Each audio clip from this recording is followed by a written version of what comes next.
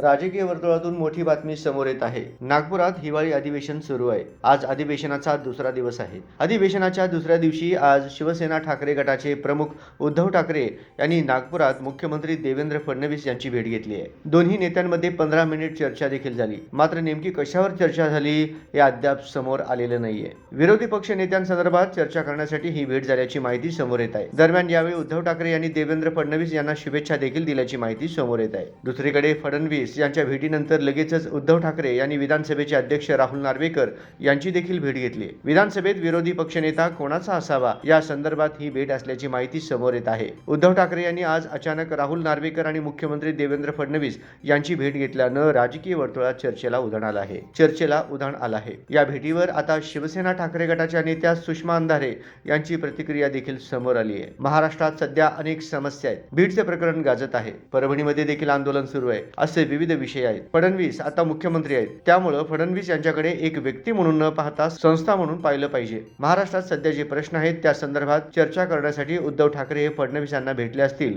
तर त्यात चुकीचे काय आहे, असा प्रश्न सुषमा अंधारे यांनी या भेटीवर केलाय. विधानसभा निवडणूक निकालात यावेळी महायुतीला स्पष्ट बहुमत मिळालं. 231 जागांवर महायुतीच्या उमेदवारांचा विजय झाला. तर दुसरीकडे महाविकास आघाडीला 3 पक्ष मिळून शिवसेना ठाकरे गट, काँग्रेस आणि राष्ट्रवादी शरद पवार गट केवळ 50 जागा जिंकता आल्या. यामध्ये शिवसेना ठाकरे गटाच्या सर्वाधिक 20 जागा आहेत. त्यामुळे आता विरोधी पक्षनेतेपद देखील शिवसेना ठाकरे गटालाच मिळण्याची शक्यता आहे. मात्र याबाबत विधानसभेचे अध्यक्ष काय निर्णय घेतात हे पाहणं महत्त्वाचं ठरणार आहे.